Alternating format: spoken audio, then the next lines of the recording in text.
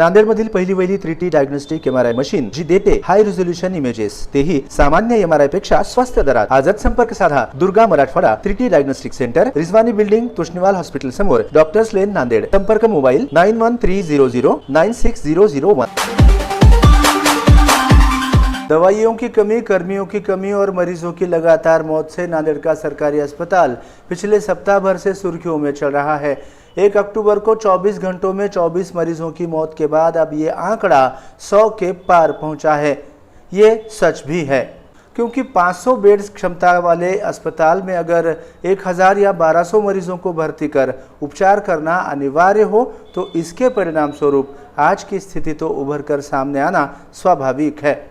अब इस पूरे मामले में दोषी कौन है, मरीजों की मौत के कारण क्या है, अस्वच्छता क्यों है, इसकी जांच चल रही है। मगर इस बीच डॉक्टर शंकरराव चौहान शासकीय वैद्यकीय महाविद्यालय और अस्पताल की मदर ब्लड बैंक, जो इस सरकारी अस्पताल के साथ ही कहीं भी खून की सप्लाई करती है, रक्त बैग आपूर्ति करती है, इतनी गंभीर हालत में भी ये ब्लड बैंक मरीजों की जान बचाने में जुटी है। MCN हिंदी न्यूज़ ने सोमवार 9 अक्टूबर को सरकारी अस्पताल की ब्लड बैंक का जायजा लिया। इस दौरान ब्लड बैंक में पर्याप्त ब्लड बैग्स उपलब्ध होने की जानकारी डॉक्टर मोहम्मद समीर और सहायक प्रोफेसर डॉक्टर श्रीनिवास पाटिल ने दी है। पिछले 1 महीने में यानी सितंबर महीने में ब्लड बैंक की ओर से कुल 18 रक्तदान शिविरों के माध्यम से 579 रक्त बैग्स का संकलन किया गया।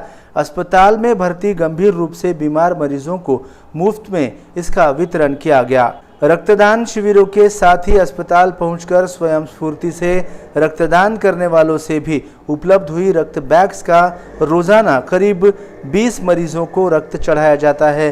पिछले सप्ताह भर में एक ओर इस अस्पताल में कुछ मरीजों की मौत हो रही थी, तो दूसरी ओर उपलब्ध खून चढ़ाकर इस ब्लड बैंक ने कई मरीजों की जान बचाई है। आज भी इस ब्लड बैंक में पर्याप्त रक्त बैग्स उपलब्ध है, रक्त की कोई कमी नहीं है। फिर भी मांग अधिक होने से स्टॉक खत्म होते रहता है, इसलिए रक्तदान अवश्य कर दूसरों की जान बचाने में सहयोग करने की अपील डॉक्टर श्रीनिवास पाटिल ने MCN हिंदी न्यूज़ के माध्यम से की है।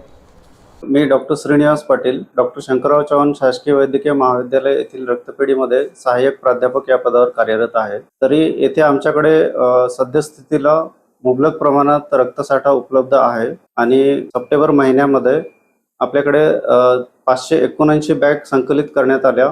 त्या विविध कॅम्पमधून व जसे आपल्याकडे काही डोनर रक्तपेढीमध्ये येऊन रक्तदान करतात त्यांच्याकडून संकलित करण्यात आल्या। यामध्ये आपण दिवसाकाठी जवळपास 20 बॅग तरी आपण आपल्या दवाखान्यात ॲडमिट असलेल्या रुग्णांना सप्लाय करत असतो। मोफत दिले जातात।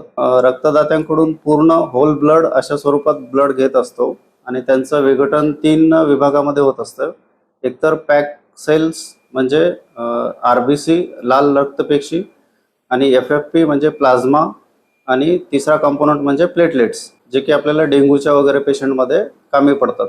असे 3 विभागामध्ये त्याचं विघटन केलं जातं। तर आपल्याकडे विविध डिपार्टमेंट आहेत, ज्यामध्ये प्रसूतीमध्ये जास्त रक्तस्राव झाले असेल तर त्यांना जास्त रक्त जात असतो, त्यांना जास्त रक्त इश्यू केला जातो। नंतर अपघात विभागात आणि काही पेडियाट्रिकचे पेशंट असतात, सिकल सेल थॅलेसेमिया आणि काही मेजर सर्जरीज असतील समजा सर्जरी डिपार्टमेंटचे, तर त्यांना देखील आपण रक्त पुरवठा करतो। सार्वजनिक आरोग्य विभागाच्या गाईडलाईन्स दिलेल्या आहेत, त्यानुसार आपण बाहेर जर ॲडमिट असेल, प्रायव्हेट हॉस्पिटलमध्ये पेशंट ॲडमिट असेल, त्यांना रक्त कुठेही मिळत नसेल तर ते आपल्याकडे येतात रक्त मागणीसाठी।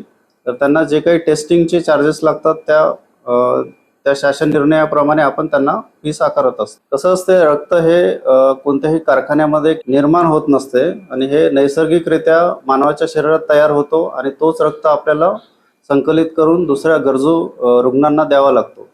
त्यामुळे आपल्याला माझं असं आव्हान आहे की जास्तीत जास्त लोकांनी रक्तदान करावे, रक्तदान शिबिराचे आयोजन करावे आणि अशा पद्धतीने आपण जो रक्त संकलित करतो तो येथील गरीब आणि गरजू रुग्णांना आपण मोफत रक्त पुरवत असतो। त्यामुळे आपल्या सहकार्याची गरज आहे।